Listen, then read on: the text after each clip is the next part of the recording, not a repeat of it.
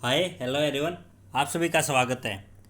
आज से हम एक नई सीरीज स्टार्ट करने जा रहे हैं। इस सीरीज का नाम होगा डेली जी के बूस्टर। इसमें डेली करंट अफेयर्स को क्वेश्चन के फॉर्म में कवर किया जाएगा।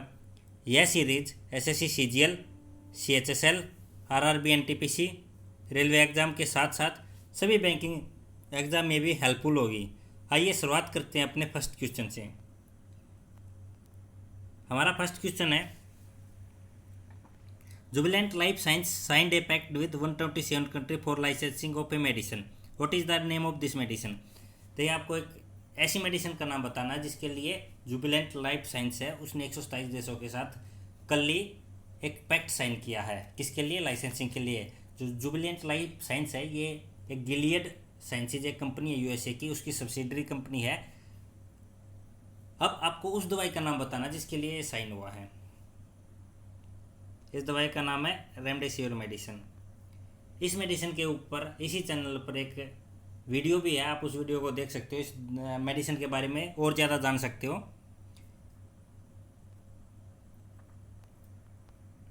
अभी हम देख लेते हैं जो रेमडेसिविर मेडिसिन के बारे में। ये जो मेडिसिन है इसको इबोला के इलाज के लिए डेवलप किया गया था। किसके द्वारा? यूएसए की एक बायो फार्मास्यूटिकल कंपनी है गिलियड साइंसेज के द्वारा।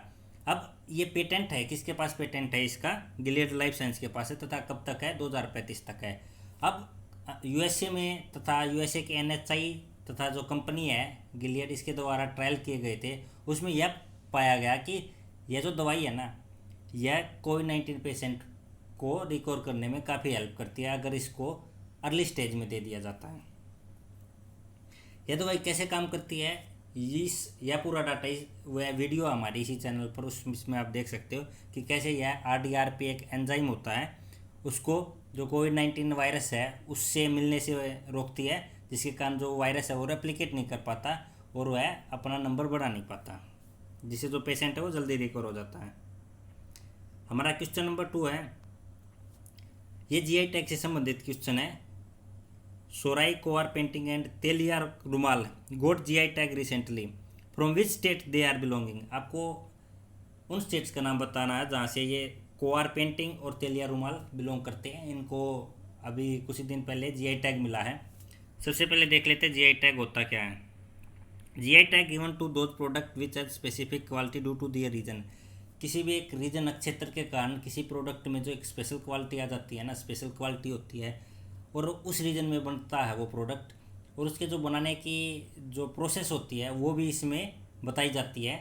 उसके बाद एक रजिस्ट्री है, जियोग्राफिकल इंडिकेशन रजिस्ट्री, जिसका हेडक्वार्टर चेन्नई में, उसके द्वारा जीआई टैग दिया जा सकता है अगर जो स्पेशल क्वालिटी है किसी प्रोडक्ट में। जैसे दार्जिलिंग की चाय है, मैं हमेशा बताता हूँ, उसको जीआई टैग मिला हुआ है क्योंकि वैसी चाय जो डिलीशियस जो अच्छी चाय है वो किसी और दूसरे क्षेत्र में नहीं होती। उसकी एक स्पेशल क्वालिटी है। किसके कारण क्वालिटी है? उस क्षेत्र के कारण। उस क्षेत्र में जो बनने वाली चाय है ना वो वहीं पे होती है, इसलिए उसको जीआई टैग दे दिया। अभी क्या करंट कॉन्टेक्स्ट है कि जो ये दो पेंटिंग है, सोराई कोआर पेंटिंग और तेलिया रुमाल, ये किस स्टेट से संबंधित है? ये झारखंड से है पेंटिंग। हजारीबाग क्षेत्र के आसपास से ये महिलाओं द्वारा, जो आदिवासी महिलाएं उनके द्वारा बनाए जाते हैं, तथा जो फॉरेस्ट होता है उसमें जो पशु पक्षी होते हैं उनको पेंटिंग के ऊपर उतारा जाता है। तेलिया रुमाल तेलंगाना स्टेट से संबंधित है। बढ़ते हमारे अगले क्वेश्चन की तरफ। ये उससे पहले ये जो पेंटिंग है सोराई कोआर पेंटिंग का एक ये तस्वीर है, आप देख सकते हो अपनी स्क्रीन पर। इसमें स्पैरो, पिकॉक तथा गाय के चित्र बनाए जाते हैं। नेक्स्ट क्वेश्चन हमारा, which pharmaceutical company has started clinical trial in India. विश्व भर में वैसे तो काफ़ी कंपनियां हैं जिन्होंने क्लिनिकल ट्रायल शुरू कर दिया। इनमें सबसे आगे है जेनिफर इंस्टीट्यूट, जो कि ऑक्सफोर्ड यूनिवर्सिटी की एक ब्रांच है, तथा इसने 22 अप्रैल को ही अपने वहाँ क्लिनिकल ट्रायल को शुरू कर दिया था। इसको ह्यूमन ट्रायल भी बोलते हैं। इंडिया में भी एक कंपनी ने शुरू किया। आपको उस कंपनी का नाम बताना है। आपको नहीं पता तो मैं बता देता हूँ। ग्लेनमार्क कंपनी ने अभी हाल फिलहाल किया है। और किस मेडिसिन के साथ किया है? इस मेडिसिन का नाम होगा फेविपिरेविर। अब इसकी जो रिपोर्ट है वो जुलाई अगस्त तक इसके रिजल्ट आने की संभावना है। 10 से ज़्यादा जो लीडिंग गवर्नमेंट और प्राइवेट हॉस्पिटल हैं उनमें इसका ट्रायल किया जा रहा है। अगर हम देखें कि ये जो क्लिनिकल ट्रायल है ये क्या होता है, इसको समझें, इसके लिए आप डेवलपमेंट फेजेज ऑफ वैक्सीन की एक वीडियो इसी चैनल पर उसको देख सकते हैं। शॉर्ट में मैं आपको बताना चाहूँगा, इसमें कोई भी वैक्सीन जब डेवलप की जाती है तो 6 फेजेज से उसको पास होकर गुजरना पड़ता है। पहला फेज होता है रिसर्च का, एक्सटेंसिव रिसर्च करके एंटीजन को फाइंड आउट किया जाता है, उसको वीक फॉर्म में लाया जाता है। उसके बाद उसको जो फर्स्ट है रिसर्च फेज, उसके बाद प्री क्लिनिकल ट्रायल। इसमें जो एंटीजन है उसको जानवरों के ऊपर यूज़ किया जाता है, अगर वो सेफ है तो थर्ड फेज में जाते हैं जिसको क्लिनिकल ट्रायल बोलते हैं, जिसमें ह्यूमन में इसको ट्राई किया जाता है। और जो ये क्लिनिकल ट्रायल है ये 3 फेज में होता है, 1 2 3। जो फर्स्ट फेज है उसमें 100 से कम व्यक्तियों पे लेस देन, और दूसरा 100 आदमियों पे इसका किया जाता है, और तीसरे में 1000 से 10,000 व्यक्तियों पे इसका ट्रायल किया जाता है। बढ़ते हैं अगले क्वेश्चन की तरफ। क्वेश्चन नंबर 4 है, which country will be next chairperson of world health organization. अभी एट प्रेजेंट चाइना जो WHO है उसका हेड है, अभी चेंज होने वाला है। अगला कंट्री कौन होगा, कौन सा कंट्री WHO को ऐड करेगा, आपको उसका नाम बताना। उसका नाम है इंडिया। इंडिया अध्यक्ष होगा WHO का। और अभी यहाँ पे इंडिया के सामने बहुत इल्यूजन वाली स्थिति आने वाली है, क्योंकि एक तरफ USA है और दूसरी तरफ चाइना है।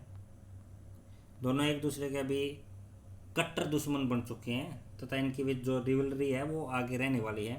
USA क्या चाहता है अभी कि जो ताइवान है, ताइवान को ऑब्जर्वर स्टेटस का दर्जा दे दें। चाइना ऐसा कभी भी एक्सेप्ट नहीं करेगा। चाइना ताइवान को अपना ही पार्ट मानता है, और इनका एक प्लान है कि 2049 तक हम ताइवान को पूरा का पूरा चाइना में मिला लेंगे। अगला हेड कौन होगा, इंडिया। ये एक फैक्चुअल क्वेश्चन है, क्योंकि CBSE भी काफ़ी न्यूज में है और रहने वाला भी है, क्योंकि जो 10th और 12th के एग्ज़ाम बचे हुए हैं वो CBSE को कंडक्ट करने हैं। इसी के मद्देनज़र CBSE का जो चीफ है, नया चीफ नियुक्त किया गया मनोज आहूजा को। ये ओडिशा कैडर के IAS ऑफिसर हैं। अब इनके सामने चैलेंज रहेगा कि ये कैसे एग्ज़ाम को कंडक्ट करा पाते हैं। नेक्स्ट क्वेश्चन है क्वेश्चन नंबर 6। ये एक सर्वे किया गया था किसके द्वारा, अजीज प्रेमजी यूनिवर्सिटी के द्वारा। 4000 लोगों को फ़ोन करके उनसे डाटा लेने की कोशिश की गई थी, किसके रिगार्डिंग, जॉब लॉस के रिगार्डिंग। जो लॉकडाउन के दौरान जो जॉब लॉस हुआ है उसके ऊपर डाटा जुटाने की कोशिश की गई थी। इसमें इन्होंने पाया कि जो 67% लोग हैं उन्होंने लॉकडाउन के दौरान अपनी नौकरियां गंवा दी। 80% अर्बन क्षेत्र में जो वर्कर थे उन्होंने अपनी जॉब्स गंवाई, तथा 60% रूरल क्षेत्र में। एक बहुत बड़ा नंबर आप सोच के देखिए, 67% लोगों के पास नौकरी नहीं है, जिनके पास पहले जीविका का कुछ साधन था। इतने बड़े नंबर को, इतने बड़ी संख्या में लोगों को नौकरी रिस्टोर करना हमारे देश की सरकार के आगे एक बहुत ही बड़ा चैलेंज होने वाला है। अगला क्वेश्चन हमारा question number 7। Recently ICMR tied with an Indian company for making an indigenous vaccine. What is the name of that company. Company का नाम आपको बताना है जिसको ICMR ने टाई अप किया है।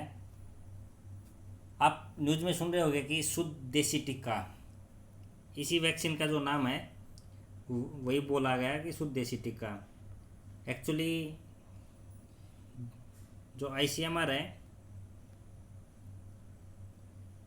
वो भारत बायोटेक के साथ उसने टाई अप किया। उस ICMR ने बोला कि आप वैक्सीन बनाइए कोरोना की, कोविड-19 की।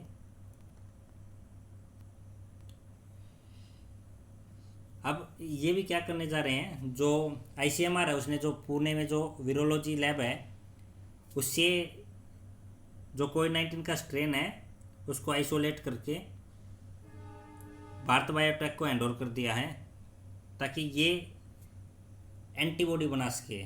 ये सेम उसी तरीके पे काम करेंगे जैसे इजराइल और इटली ने अचीव किया है। पहले जो एंटीबॉडी है, एंटीबॉडी को जो निकाला जाएगा उससे हाइब्रिडोमा टेक्निक में के द्वारा उसके क्लोन बनाए जाएंगे तथा उन क्लोनों के बहुत ज़्यादा नंबर हो जाएंगे तो उनसे एंटीडोज को तैयार किया जाएगा जो एंटीबॉडी से भरपूर होगा, जो एंटीबॉडी जब किसी भी पेशेंट के अंदर इंजेक्ट किए जाएंगी तो वे वायरस को न्यूट्रलाइज कर देंगी। आपके लिए याद रखना कि भारत बायोटेक के साथ ICMR ने टाई अप किया है। क्वेश्चन नंबर 8 देखिए, थोड़ा इम्पोर्टेंट क्वेश्चन है, इंटरेस्टिंग क्वेश्चन है। ऐसा कौन सा कंट्री है नीचे दिए उनमें से जिसने अपने वहाँ पे जो वैट है उसको 5% से 15% कर दिया? इस कंट्री का नाम है सऊदी अरेबिया। देखिए, जो अब कोविड-19 के कारण ना जो ऑयल का कंजप्शन है वो 1/5 तक आ गया है और जो रिवेन्यू है सऊदी अरेबिया का वो 22% ही रह गया है अभी, जिसके कारण उनकी इकोनॉमी पे भी एक बहुत बड़ा बोझ आ गया है। इसलिए उन्होंने जो वैट है वहाँ पे उसको 15% से बढ़ाकर 5% से बढ़ाकर 15% कर दिया है। 2018 में ही वैट को इंट्रोड्यूस किया गया था, वहाँ पे 5% स्टार्टिंग में लगाया गया था। 2018 में किस लिए किया गया था? उससे पहले वहाँ पे कोई टैक्स नहीं होता था, क्योंकि ये भी एक ऐसा ऑप्शन ढूंढना चाहते थे ताकि अगर इन फ्यूचर कोई ऐसा सोर्स आ जाता रिन्यूएबल एनर्जी का या इनकी जो डिपेंडेंसी है वो ऑयल से हटकर कुछ दूसरे प्रोडक्ट्स पे आ जाए। इसीलिए इसी के मद्देनज़र अपने वहाँ पे इन्वेस्टमेंट को बढ़ाने के लिए हाल फिलहाल में जो सऊदी अरेबिया की गवर्नमेंट है उसने फॉगिंग, ये होता है कोड़े मारने की सज़ा दी जाती थी वहाँ पे, उसको एबोलिश कर दिया गया। अभी उसकी जगह वहाँ पे जेल या पनिशमेंट लोगों को किया जा सकता है। ठीक है, सऊदी अरेबिया ने अपना वैट बढ़ा दिया है। हमारा नेक्स्ट और लास्ट क्वेश्चन है फ्रीडम ऑफ स्पीच अवार्ड के ऊपर। ये एक अवार्ड है जो अभी 17 लोगों को दिया गया। किस लिए? जिन्होंने कोविड-19 के दौरान रिपोर्टिंग करते हुए जिनको अरेस्ट किया गया या जो डिसअपीयर हो गए हैं। इसमें 3 चाइना के तथा 1 भारतीय है। इनका नाम है सिद्धार्थ वरदाजन। एक नॉन प्रॉफिट न्यूज़ पेज है द वायर, आपने नाम सुना होगा द वायर, ये उसके फाउंडेशन मेंबर हैं तथा इन्होंने रिपोर्ट की थी लॉकडाउन के दौरान एक ऐसे पॉलिटिशियन के ऊपर जिसने रिलीजियस फंक्शन को अटेंड किया था लॉकडाउन होने के बावजूद। उसके बाद इनको रॉयट्स भड़काने के आरोप में गिरफ्तार कर लिया गया था। लेकिन अभी हाल फिलहाल ये किस लिए न्यूज़ में है? क्योंकि इन्होंने फ्रीडम ऑफ स्पीच अवार्ड इनको मिला है। इसी के साथ हमारे आज के जो डेली जी के बूस्टर की क्लास यहीं पे ख़त्म होती हैं। Thank you for watching.